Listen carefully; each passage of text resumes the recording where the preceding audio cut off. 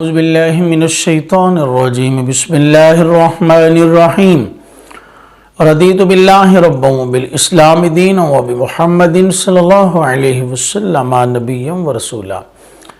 حضرت ابو ہریرہ رضی اللہ تعالی عنہ روایت کرتے ہیں کہ رسول اللہ صلی اللہ علیہ وآلہ وسلم نے ارشاد فرمایا، کل بروز قیامت اللہ جل شانہ کے عرش کے سائے کے علاوہ کوئی سایہ نہیں ہوگا۔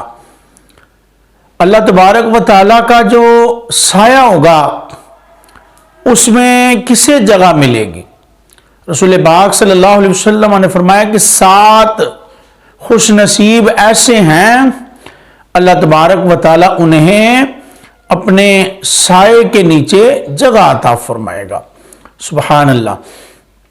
آئیے جانتے ہیں کہ وہ 7 خوش نصیب لوگ کون سے ہیں اور غور کرتے ہیں کہ کیا ان 7 خوش نصیبوں میں ہم ہیں کہ نہیں۔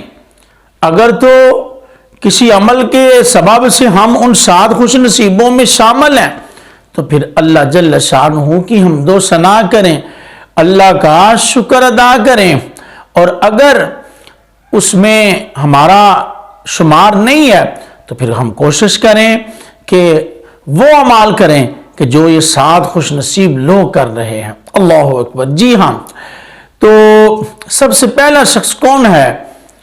آقا علیہ الصلوۃ والسلام نے فرمایا، انصاف کرنے والا بادشاہ پیشوا۔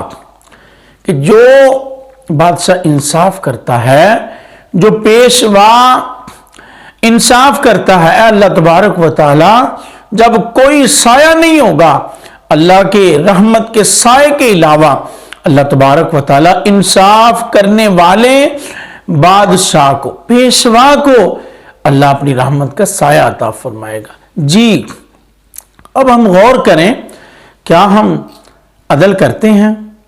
کیا ہم انصاف کرتے ہیں؟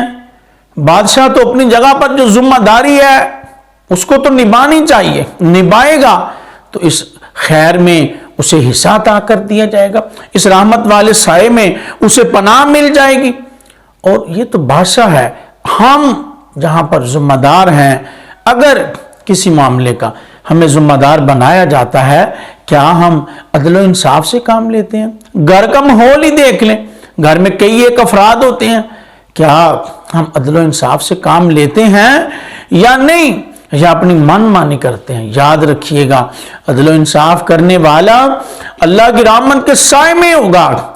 جی اس معاشرے میں گھر کا ماحول ہو یا محلے کا ہو یا کسی بھی کام کی ذمہ داری ہمیں سونپی جائے، کسی معاملے کا اختیار ہمارے حوالے کر دیا جائے کہ جی یہ کام آپ کے اختیار میں ہم دیتے ہیں، آپ عدل و انصاف سے فیصلہ فرما دیں، تو کیا ہم عدل و انصاف سے کام لیتے ہیں یا اپنی من مانی کرتے ہیں؟ خدا را عدل و انصاف کرنے والے خوش نصیب کو اللہ اپنی رحمت کے سائے میں جگہ عطا فرمائے گا۔ رسول پاک صلی اللہ علیہ وسلم نے ایک مقام پر ارشاد فرمایا، جس نے عدل و انصاف پر ایک دن گزارا، کتنا؟ ایک دن گزارا، اللہ تبارک و تعالی کہ ہاں اسے 60 سال کی عبادت کا ثواب عطا فرما دیا جاتا ہے۔ سبحان اللہ۔ غور کریں، اتنی شان ہے عدل و انصاف کرنے والے کی۔ رسول پاک فرما رہے ہیں کہ جس نے عدل و انصاف پر ایک دن گزارا، 60 سال کی نفلی عبادت کا درجہ عطا کر دیا جاتا ہے اسے۔ دیکھا آپ نے کتنی شان ہے عدل و انصاف کرنے والے کی، انصاف پر چلنے والے کی۔ اس لیے ہم اپنی اپنی ذمہ داریوں پر غور کریں، کیا ہم اپنی ذمہ داریاں عدل و انصاف سے نبھا رہے ہیں؟ انصاف پر مبنی ہے ہمارے روزمرہ کے معاملات۔ اگر تو ہم عدل و انصاف پر چل رہے ہیں تو پھر خوش ہو جائیں، اللہ کی حمد و ثنا کریں، اللہ کا ذکر و اذکار کریں کہ اللہ پاک جو ان 7 خوش نصیبوں کو اللہ اپنا رحمت کا سایہ عطا فرمائے گا نا، اللہ انشاءاللہ ہمیں بھی ان میں جگہ عطا فرمائے گا۔ جی ہاں، عدل و انصاف اسلام کا ایک بڑا اہم مسئلہ ہے۔ اللہ تبارک و تعالیٰ نے قرآن پاک میں بارہا ارشاد فرمایا ہے کہ عدل و انصاف سے کام لینا ہے، اور اس عدل و انصاف کے معاملے میں اگر تمہارے والدین آ جائیں، تمہارے عزیز و اقارب آ جائیں، تمہارے دوست رشتہ دار آ جائیں، تو تم نے دوستی نہیں دیکھنی، رشتہ داری نہیں دیکھنی، اپنے بھائی نہیں دیکھنے، والدین نہیں دیکھنے، آپ نے یہ دیکھنا ہے کہ اللہ کا حکم اس میں کیا ہے، عدل و انصاف پر ڈٹ جانا ہے۔ اور جب تم ڈٹ جاؤ گے، اللہ کی بارگاہ سے تمہارے لیے خیر کے فیصلے ہوں گے، رحمت کے فیصلے ہوں گے اور عافیت کے فیصلے ہوں گے۔